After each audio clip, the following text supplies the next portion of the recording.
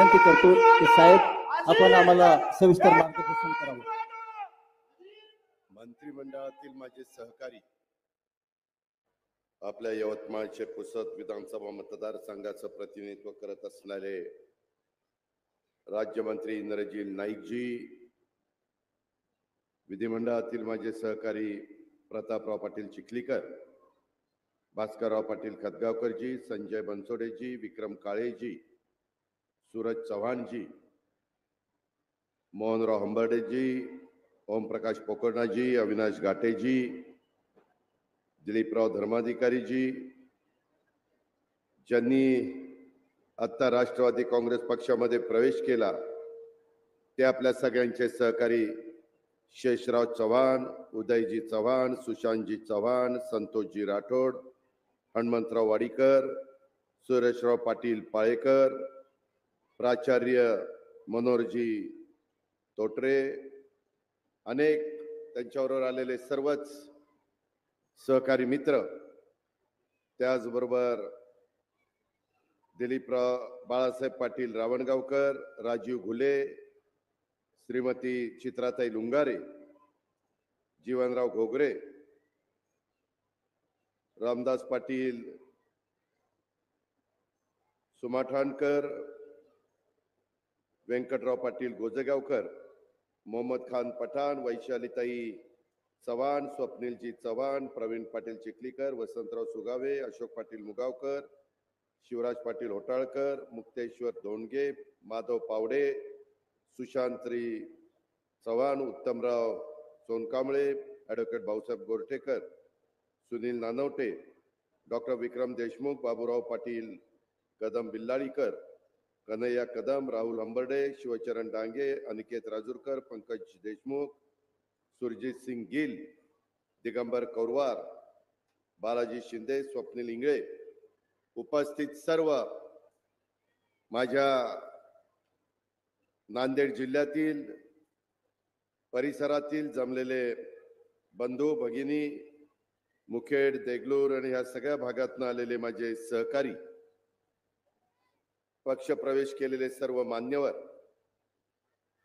सुरुवातीलाच सर्व पत्रकार मित्र, माझ्या लाडक्या बहिणी, बंधू भगिनींनो आणि माझ्या तरुण मित्रांनो, उशीर झाला त्याबद्दल सुरुवातीलाच दिलगिरी व्यक्त करतो, कारण मुळातच मी आणि माझे सहकारी 1.5 तास उशिरा आलं. भर दुपारची वेळ आहे, सगळ्यांचीच थोडीशी अडचण झाली, त्याबद्दल दिलगिरी व्यक्त करतो. आज खरं तर ह्या परिसरामध्ये येत असताना मला युगपुरुष छत्रपती शिवाजी महाराज, आपल्या सर्वांचं आराध्य दैवत, तसंच स्वराज्य रक्षक छत्रपती संभाजी महाराज, स्वराज्य जननी जिजाऊ माँसाहेब छत्रपती राजर्षी शाहू महाराज, क्रांतीसूर्य महात्मा ज्योतिराव फुले, महामानव डॉक्टर बाबासाहेब आंबेडकर, राजमाता पुण्यश्लोक अहिल्यादेवी होळकर, क्रांतीज्योती सावित्रीबाई फुले, रमाई माता, त्याचबरोबर संत सेवालाल महाराज, या सर्व महामानवांना मी सुरुवातीलाच अभिवादन करतो. आज इथं येत असताना त्याचा उल्लेख माझ्या आधीच्या सर्व वक्त्यांनी केला.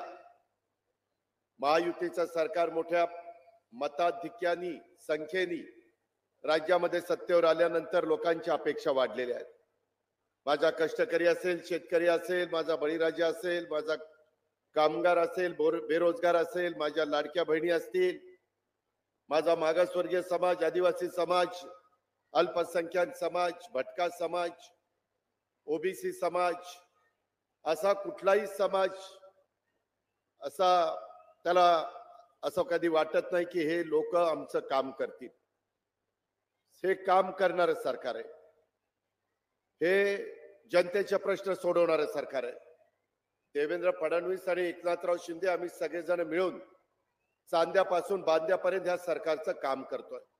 अडचणी येत असतात, आपण सगळ्यांनी बघितलं. आत्ताच भारतानं दहशतवादाविरोधात कणखर भूमिका घेतलं. हे पहलगाम मध्ये जे आपल्या निष्पाप पर्यटकांच्यावर जो हल्ला झाला आणि त्याच्यामुळं संपूर्ण भारत देश त्याला द्वेषाने पेटून उठला, त्याचा बदला घ्यायचा. जे कुणी अतिरेकी आहेत त्यांना त्या ठिकाणी त्यांची जागा दाखवायची. आणि पहलगाम मधील हल्ल्याला चोख प्रत्युत्तर म्हणून ऑपरेशन सिंदूर हे राबवलं गेलं.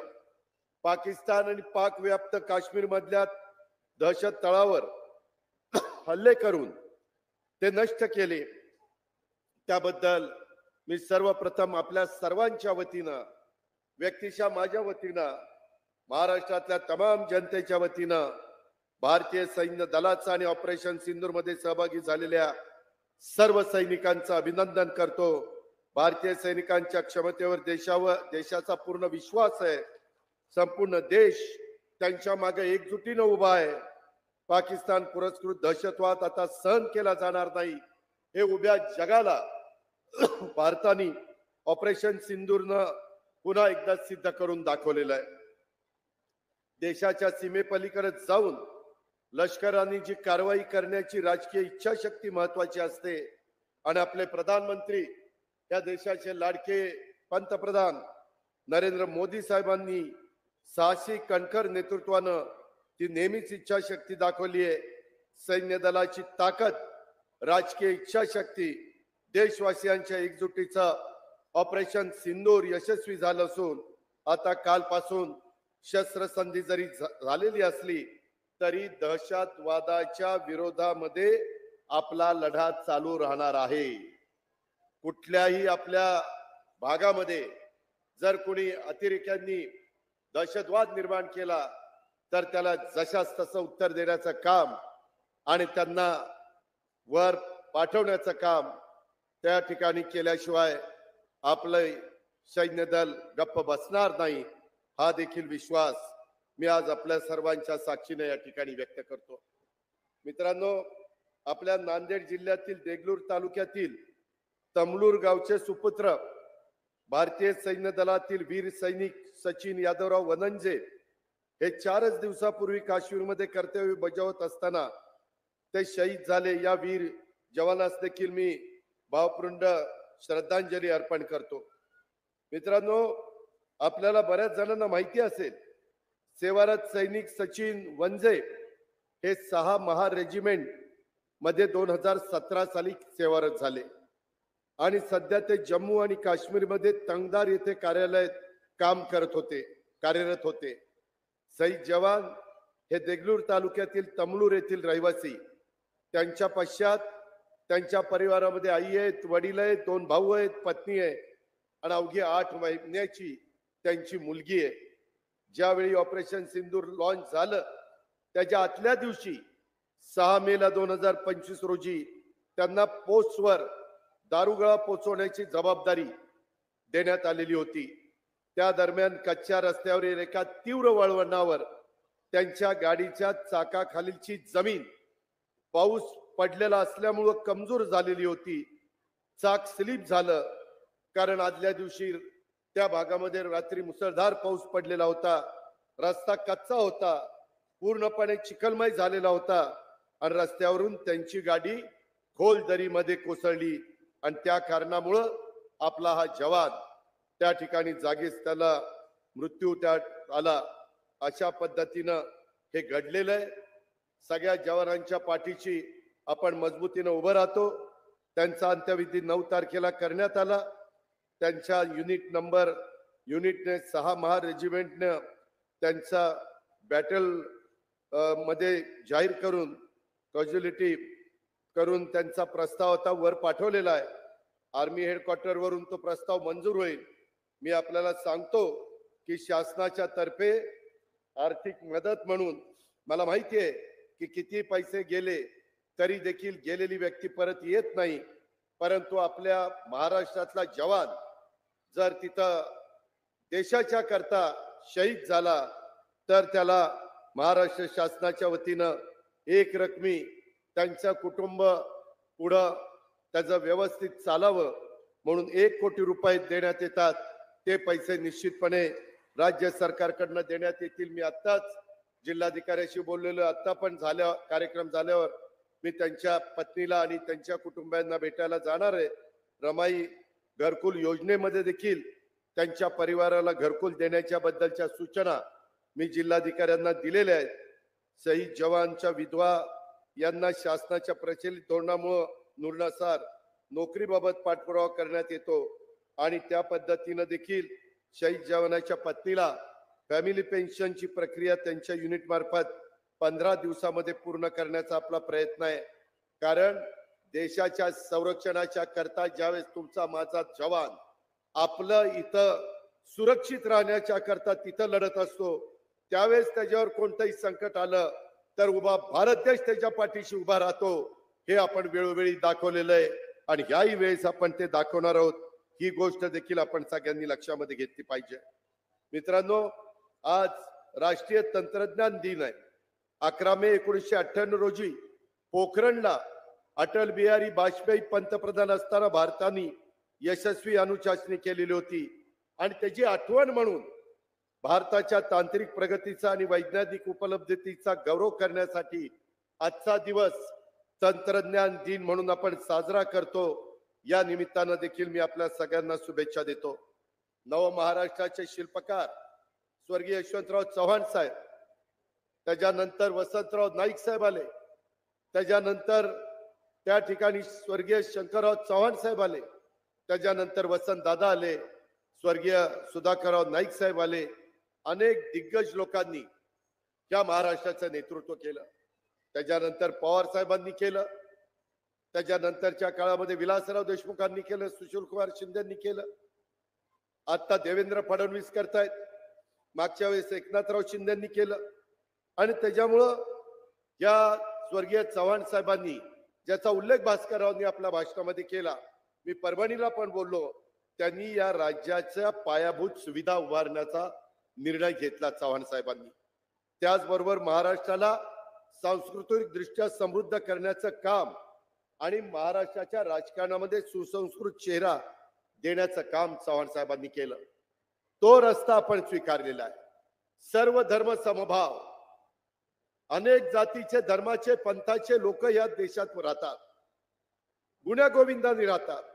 हिंदवी स्वराज्याची स्थापना करत असताना छत्रपती शिवाजी महाराजांनी देखील 18 पगड जाती 12 बलुतेदारांना घेऊन हिंदवी स्वराज्याची स्थापना केली. त्याच रस्त्याने गेलं तरच तुमचं माझं भलं होणार आहे. आणि म्हणून देखील आपण आपापल्या भागामध्ये जातीय सलोखा ठेवला पाहिजे. एकमेकाच्या मध्ये अंतर पडून देता कामा नये, गैरसमज पसरून देता कामा नये, अफवांच्यावर विश्वास ठेवता कामा नये. काही लोक समाजामध्ये दुही माजवण्याचं काम करतात, त्याच्यामध्ये फूट पाडण्याचं काम करतात. काही जण स्वतःची राजकीय पोळी भाजण्याकरता ते करतात. आपल्याला तसं होऊन द्यायचं नाही, कारण हा शिवशाहू फुले आंबेडकरांचा महाराष्ट्र आहे. हा 18 पगड 12 बलुतेदारांचा महाराष्ट्र आहे आणि त्याच्यामुळं आपल्याला सगळ्यांना पुढे न्यायचं आहे. आपल्याला सगळ्यांना सांगायचं आहे, आदरणीय चव्हाण साहेबांनी त्यांच्या विचाराचा, विकास कामाचा, सुसंस्कृत राजकारणाचा वारसा पुढे नेण्याचं काम या पुढच्या काळात राष्ट्रवादी काँग्रेस पक्षाच्या प्रत्येक कार्यकर्त्याला करायचं आहे. पक्ष प्रवेश होत आहे, अनेक ठिकाणी कार्यकर्ते येत आहेत, बेरजेचं राजकारण आपण करतोय. प्रत्येकाचा काही ना काही वाटा असल्यानंतर त्या भाग राष्ट्रवादी काँग्रेसमय व्हायला वेळ लागणार नाही. आणि म्हणून आज शेषराव भीमराव चव्हाण हे जय शिवशंकर सहकारी साखर कारखान्याचे संस्थापक, अखिल भारतीय बंजारा सेवा संघाचे महाराष्ट्राचे अध्यक्ष, राज्याचे माजी मुख्यमंत्री दिवंगत सुधाकरराव नाईक यांचे मेहुणे, पूर्वी ते जलसंपदा खातं जे मी सांभाळलेलं होतं तिथं अधीक्षक अभियंता म्हणून काम करत होते. स्वेच्छानिवृत्तीनंतर ते राजकारणात आले.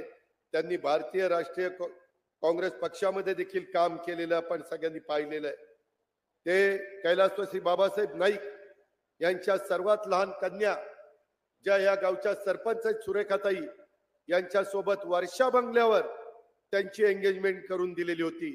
तेव्हापासून नाईक आणि चव्हाण परिवाराचे ऋणानुबंध आहे.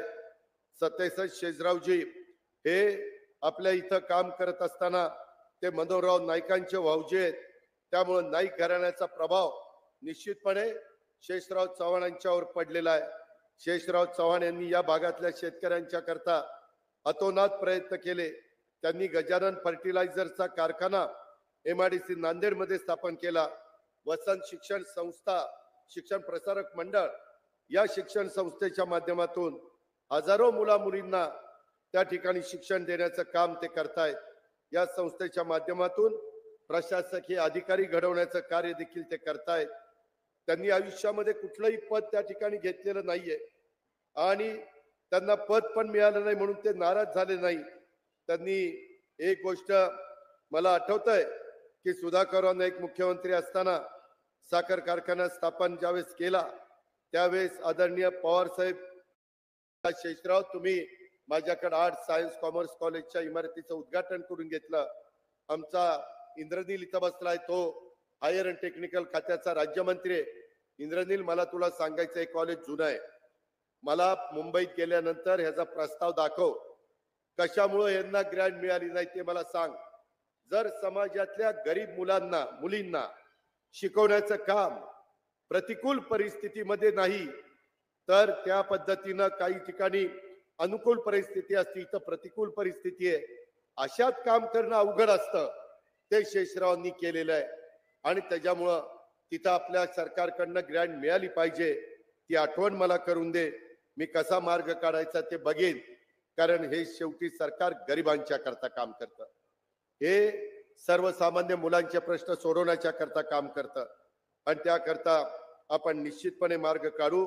आज सुशांत शेषराव चव्हाण यांनी नांदेड जिल्हा बँकेचे माजी संचालक, कृषी उत्पन्न बाजार समितीचे माजी सभापती, त्यांनी राष्ट्रवादीमध्ये प्रवेश केला. त्याच्यामुळे मी त्यांनाही धन्यवाद देतो. आमचे उदयराव चव्हाण हे शंकरराव चव्हाण साहेबांचे नातू, नांदेड नगरपालिका महानगरपालिकेचे अनेक वर्ष नगरसेवक राहिले. त्यांच्याशी मी चर्चा केली होती. मी प्रतापरावांनी मुंबईमध्ये, ते चांगला संघटक, त्यांनी आपल्या पक्षामध्ये प्रवेश केलाय. त्याचा फायदा शहरामध्ये आणि ग्रामीण भागामध्ये देखील आपल्याला होणार आहे. उदयराव, मी तुमचंही मनापासून स्वागत करतो. संतोष राठोड, सामाजिक कार्यकर्ते, माजी आमदार कैलासवासी किशनराव राठोड यांचे नातू, माजी जिल्हा परिषदेचे सदस्य, हे पण एक चांगले कार्यकर्ते आहेत. आज ज्या ज्या कार्यकर्त्यांनी प्रवेश केलाय, उद्याच्या येणाऱ्या स्थानिक स्वराज्य संस्थांच्या निवडणुकीच्या निमित्तानं जिल्हा परिषद, तालुका पंचायत, नगरपालिका, महानगरपालिका यामध्ये आपल्याला नवीन कार्यकर्त्यांना संधी द्यायची. या सर्वांचा उपयोग तिथं आपल्याला करून घ्यायचा आहे आणि एक चांगल्या पद्धतीनं इथल्या स्थानिक स्वराज्य संस्था चालवायच्यात. आज शेकडो कार्यकर्त्यांनी त्या ठिकाणी प्रवेश केलाय. आज नांदेड जिल्ह्यातल्या ज्या ज्या कार्यकर्त्यांनी पदाधिकाऱ्यांनी प्रवेश केलेला आहे त्यामध्ये जिल्हा परिषदेचे माजी सदस्य, माजी अध्यक्ष, माजी सभापती, काही पक्षाचे जिल्हाध्यक्ष, काही पक्षाचे पदाधिकारी अनेकांनी प्रवेश केलेला आहे. त्याच्यामुळे राष्ट्रवादी काँग्रेस पक्षाला बळकटी येण्यास मदत होणार आहे. हे होत असताना मी भास्करराव खतगावकरांना धन्यवाद देतो, प्रतापराव पाटील चिखलीकरांना धन्यवाद देतो. प्रतापरावनी त्यांच्यासोबत त्यांच्या खांद्याला खांदा लावून काम करणारे असंख्य कार्यकर्ते, त्यांचे प्रयत्न, त्यांची मेहनत ही विसरून चालणार नाही. गेल्या 2-3 महिन्यामध्ये तिसऱ्यांदा त्यांनी नांदेड जिल्ह्यात मला बोलवलेलं आहे आणि आत्ताही सांगितलं पुन्हा यावं लागेल. मी परत येईल आणि नांदेड मधल्या इतरांचाही पक्ष प्रवेश त्या ठिकाणी करेन. सर्व कार्यकर्त्यांच्या मेहनतीमुळं, प्रयत्नामुळं नांदेड जिल्हा राष्ट्रवादीमध्ये होतोय, ही आनंदाची बाब आहे. मला कल्पना आहे की राजकारणात माणूस सातत्याने निवडून येतो, तो माणूस लोकांची कामं केल्याशिवाय निवडून येत नसतो. लोकांचे प्रश्न समजून घ्यावे लागतात, लोकांमध्ये समरस व्हावं लागतं, त्यांच्या सुखदुःखामध्ये सहभागी व्हावं लागतं. राष्ट्रवादी काँग्रेस पक्षाच्या विचारधारेवर विश्वास ठेवून आज शेषरावांच्या सहित सगळ्यांनी, सुशांतजी, उदयजी, संतोषजी, असंख्य सहकारी मित्रांनी प्रवेश केलेला आहे. त्या सर्वांचं मी राष्ट्रवादी काँग्रेस पक्षामध्ये मनापासून स्वागत करतो आणि आता राष्ट्रवादी काँग्रेस बरोबर त्यांचा नवा प्रवास सुरू झालेला आहे. ते राष्ट्रवादी काँग्रेस पक्षाच्या परिवारातले एक घटक झालेले आहेत. त्यांना खात्री देतो की राष्ट्रवादी काँग्रेस पक्षात सहभागी झाल्यानंतर तुम्हाला कधी पश्चाताप होणार नाही. राष्ट्रवादी काँग्रेस पक्ष तुमचा योग्य मान सन्मान ठेवेल याबद्दलचा पण शब्द देतो. त्याचबरोबर माझ्या जुन्या सहकाऱ्यांच्यावर सुद्धा कोणता अन्याय होणार नाही, तुमचं सुद्धा महत्व अबाधित राहील याची ग्वाही माझ्या जुन्या सहकाऱ्यांना देतो. आणि जुन्या नव्यांची चांगल्या प्रकारची मोड बांधून आपल्याला आता इथून पुढे काम करायचंय. महाराष्ट्राच्या विकासात पक्ष बांधणीचं काम देखील महत्वाचं करायचंय आणि 4 महिन्यांनी बघता बघता निवडणुका येणार आहेत. त्याची तयारी सभासद नोंदणीची आणि आपल्या पक्षाची विचारधारा लोकांच्या पर्यंत पोहोचवण्याची आपल्याला त्या बाबतीमध्ये करायची, झपाटून काम करायचंय. तरच स्थानिक स्वराज्य संस्थांमध्ये मोठं यश हे आपल्याला मिळू शकतं. आता महाराष्ट्र थांबणार नाही, विकास आता लांबणार नाही, ही भूमिका घेऊन आपण सगळेजण पुढे चाललोय. आज अनेक काही महत्वाच्या विषयाच्या बद्दलची चर्चा झाली. त्याच्यामध्ये लेंडी प्रकल्प जो 1900 मला वाटतं 86 साली 39 वर्षापूर्वी चव्हाण साहेबांनी त्याचं भूमिपूजन केलं. त्याच्यामध्ये भास्कररावांनी पाठपुरावा केला, प्रतापराव चिखलीकरांनी पाठपुरावा केला. आज आम्हाला त्याला यश मिळालं, गॉर्ज फिलिंगचं काम सुरू झालंय. पण मला काहींनी निवेदन पण दिलेलं आहे. काही माझ्या सहकारी मित्रांनी, गंगाधर भेंडेगावकर किंवा आमचे राजू पाटील रावणगावकर किंवा आमच्या काही महिला भगिनी, अशा अनेकांनी मला निवेदन दिलेलं आहे. संघर्ष समिती लेंडी प्रकल्प आणि बाकीचे आमचे ओबीसीचे संघटक सगळ्यांनी. त्याच्यामध्ये मी आपल्याला सांगतो की तुम्हाला कुठेही अडचण येऊन देणार नाही. येताना सर्किट हाऊसला प्रतापरावांनी मला आठवण करून दिली. मी जिल्हाधिकारी तिथं चर्चा केली. आम्ही गॉर्ज फिलिंग सुरू केलं तरी त्या बाबतीमध्ये तुमचे जे मूलभूत प्रश्न आहेत, मूलभूत जो तुमचा हक्क आहे, तो हक्क तुम्हाला मिळाला पाहिजे, याबद्दल दुमत असायचं कारण नाही. मी राज्याचा अर्थमंत्री आहे, तुम्ही त्याच्यामध्ये काळजी करू नका. मी वेळ पडली तर देवेंद्रजींशी बोलील, या खात्याचे मंत्री आमचे राधाकृष्ण विखे पाटलांशी बोलील आणि त्यामध्ये तुम्हाला नाही. इथं हे गिरीश महाजन आहेत ना, कोण आहेत, विखे पाटील असो किंवा गिरीश महाजन असो, जे कोणी असतील त्यांच्याशी बोलील, त्याच्यातनं तुम्हाला मदत करील. आता निवेदन मी स्वीकारलेली आहेत. मी माझी अजून 2 कामं करून मुंबईला जाणार आहे.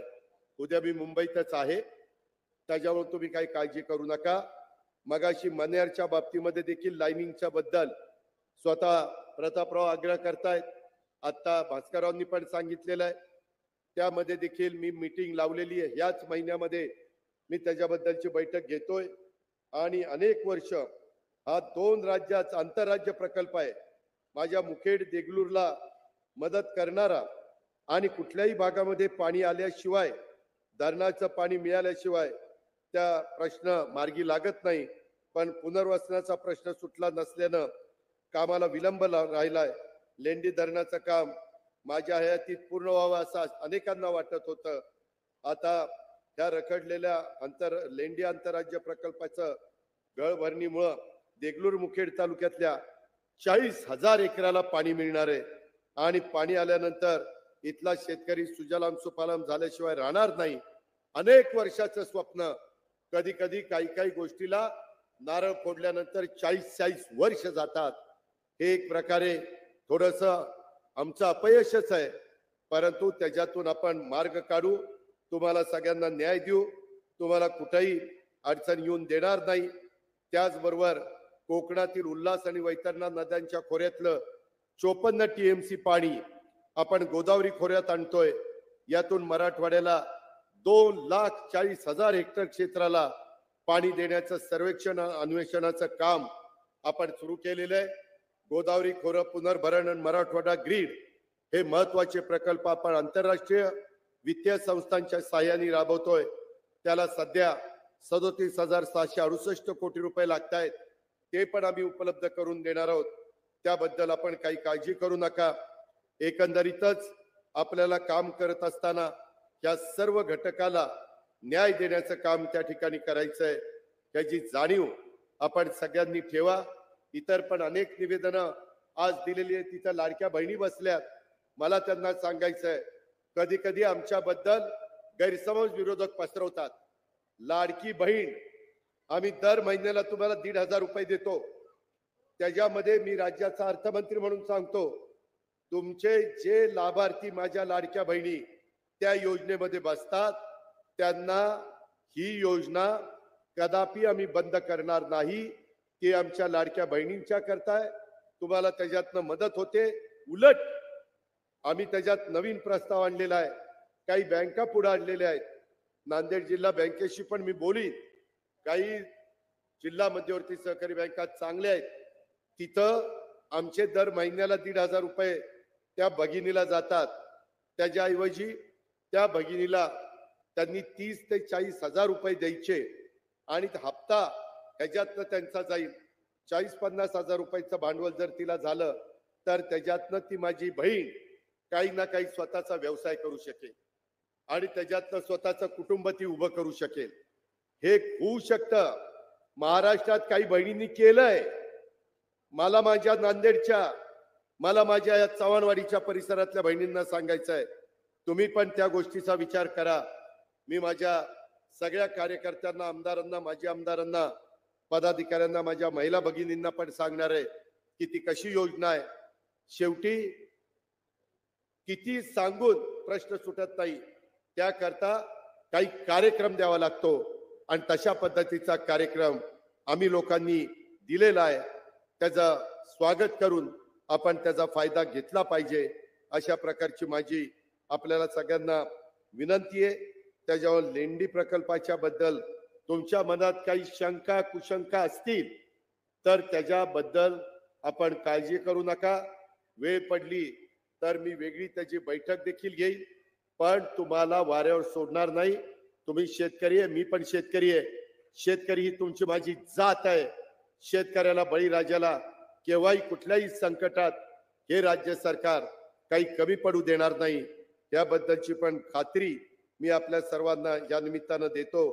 आता जरी काल युद्ध थांबलेलं असलं तरी भारताने ठरवलेलं आहे दहशतवाद विरोधामध्ये कारवाई भारताची थांबणार नाही. आम्ही कुणाच्या नादी लागत नाही. पण आमच्याकडे येऊन जर कुणी काही वेडवाकडं करण्याचा प्रयत्न केला, निष्पाप लोकांच्यावर हल्ले करण्याचा प्रयत्न केला, त्यांना तिथं त्रास देण्याचा प्रयत्न केला तर भारत आणि भारताचं सैन्य आणि भारताचे पंतप्रधान आणि भारताची राजकीय इच्छाशक्ती ही कदापि कुठल्याही अतिरेक्यांच्या कारवाया सहन करणार नाही. त्याचा बदला आम्ही घेतल्याशिवाय गप्प बसणार नाही म्हणजे नाही. ही गोष्ट देखील आपण सगळ्यांनी त्या निमित्तानं लक्षामध्ये घेतली पाहिजे. आज अनेक गोष्टी बाकीच्या पण त्या बाबतीमध्ये बोलण्यासारख्या आहेत, परंतु मी आपल्याला एवढंच सांगेन की सध्या हवामान खात्याने अंदाज व्यक्त केलेला आहे, आपण यंदा AI म्हणजे कृत्रिम बुद्धिमत्ता ह्याचं नवीन तंत्रज्ञान कृषी क्षेत्रामध्ये आणतोय. आमचा सगळ्यांचा प्रयत्न चाललेला आहे. यंदा बजेटमध्ये 500 कोटी रुपये आपण तरतूद केलेली आहे. सोयाबीन, कापूस, ऊस, त्याच्यामध्ये मका, त्याच्यामध्ये धान म्हणजे काही जण त्याला भात म्हणतात, तो अशा कांदा, अशा वेगवेगळ्या पिकाचा समावेश आहे. आपल्या भागामध्ये ऊस आणि सोयाबीन, कापूस आहे. त्याच्यामुळं तुम्हालाही त्याचा फायदा होईल. त्या तंत्रज्ञानाचा वापर केल्यानंतर शेतकरी मित्रांनो 50%च पाणी लागतं. खतं 50% कमी लागतात. उत्पादन 1.5 पटीनं वाढतं. म्हणजे खर्च निम्म्यानी कमी होतो, पाणी निम्म्यानी कमी होतं, खत निम्म्यानी कमी होतं. आणि जर तुमचा ऊस 70 टन निघत असेल तर तो 100 टन निघतो. हे सिद्ध झालंय. हे भारतात सिद्ध झालंय, महाराष्ट्रात सिद्ध झालंय, आपल्या महाराष्ट्रातल्या शेतकऱ्यांच्या शेतात सिद्ध झालंय. त्यामुळं आपण फळबागांना पण हे तंत्रज्ञान वापरणार आहोत. आपण आज लाडक्या बहिणींच्या करता 45,000 कोटी रुपये वर्षाला आपण खर्च करतोय आणि माझ्या शेतकऱ्यांच्या करता 3 हॉर्सपॉवर, 7.5 हॉर्सपॉवर, 10 हॉर्सपॉवर ह्या मोटारचं वीज बिल माफ केलेलं आहे. वीज बिल माफ केलंय, पण ते बिल शासनाच्या तिजोरीतनं तुमच्या वतीनं आम्हाला तिथं भरावं लागतं. महावितरणला 20,000 कोटी रुपये वर्षाला त्याला भरावे लागतात. 65,000 कोटी रुपये माझी गरीब महिला, माझी लाडकी बहीण आणि माझा शेतकरी जो शेतीवाडी करतोय त्याला दिवसा वीज मिळावी, सूर्यप्रकाश उजाडला त्याची मोटर चालू, दिवस मावळला मोटर बंद, त्याने घरी जायचं. आता रात्री अपरात्री तुम्हाला मोटर चालू करावी लागणार नाही.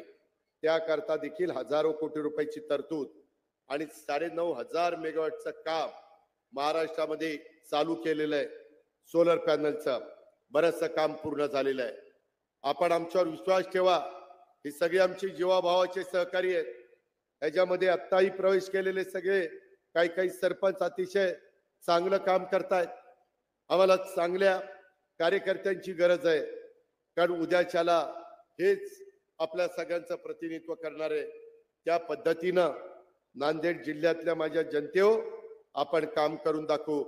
अनेक गोदावरीचे बॅरेजचे प्रश्न, मांजराच्या बॅरेजचे प्रश्न, सिंदफणाच्या बॅरेजचे प्रश्न, अनेक भागातल्या बॅरेजेसचे प्रश्न आपण सोडवलेले आहेत. राहिलेले पण प्रश्न सोडवण्याची धमक आणि ताकद ही महायुतीमध्ये, ही राष्ट्रवादी काँग्रेस पक्षामध्ये, याबद्दलचा विश्वास माझ्या नांदेडकरांनी लक्षामध्ये ठेवावा. आणि आता एक चांगलं वातावरण तयार झालंय. इंद्रनील, तू मगाशी मला विचारलं की मी लक्ष घालू का. आता महाराष्ट्रात कुठेही लक्ष घालायला विचारायचं कारण नाही. ज्या भागामध्ये तुम्हाला लक्ष घालता येईल, विदर्भाला प्राधान्य द्या. तुम्हाला हा भाग जवळचा आहे, तुझ्याकडे महत्वाची खाती आहेत, त्या खात्याचा उपयोग या भागातल्या जनतेला झाला पाहिजे. जे माझ्या स्तरावरचं असेल ते मला सांगा, मी त्यामध्ये लक्ष घालीन. मी नेहमी सांगतो जनतेला, आम्ही कामाची माणसं आहोत, आम्ही बिनकामाची माणसं नाही. आम्हाला काम करायला आवडतं. आजचाही कार्यक्रम होणार नाही होणार, युद्धाचं काय परिस्थिती राहील. कधी कधी 2 दिवसापूर्वी विमानं देखील, काही विमानतळं, देशातली 25 विमानतळं आता बंद केलेली आहेत. काही ड्रोन येत आहेत, काही मिसाईल येत आहेत.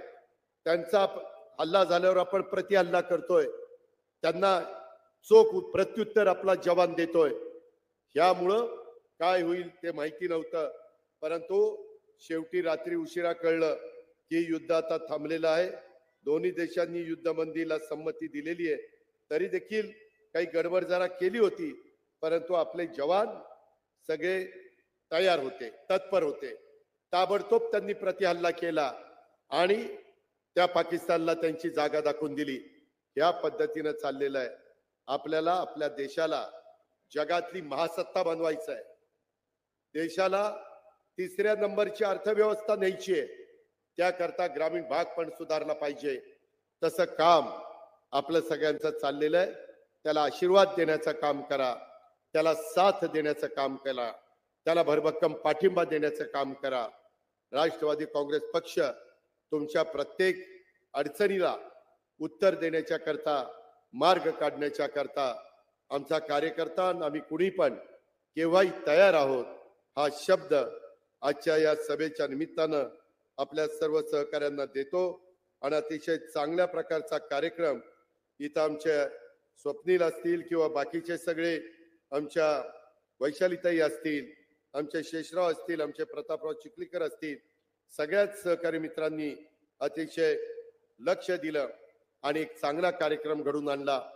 त्याबद्दल संयोजकांचं मनापासून अभिनंदन करतो आणि आपल्या सगळ्यांची रजा घेतो. जय हिंद, जय महाराष्ट्र, जय राष्ट्रवादी काँग्रेस.